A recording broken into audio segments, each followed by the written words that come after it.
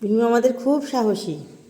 এই যে মিস্ত্রি দাদারা কাজ করতে আসে আর পিনুর শুধু মনে ভয়। পিনুর এই করে ও 2 কেজি ওজন কমে গেছে, কারণ ওর মাম্মাম আর ভাবছে ঘরের জিনিস কে নিয়ে ও চলে যাচ্ছে। ও সদা আগ্রহ কে কি হাতে জিনিস নিল, কোথায় রঙের বালতি নিল, ওর তীক্ষ্ণ নজর তাদের দিকে। আবার কে কি করলো, ওর স্বভাব হলো কেউ কিছু জিনিস ঘর থেকে নিয়ে যেতে পারবে না। তাই ও সর্বক্ষণ ব্যস্ত এই সমস্ত কাজগুলোকে দেখার জন্য।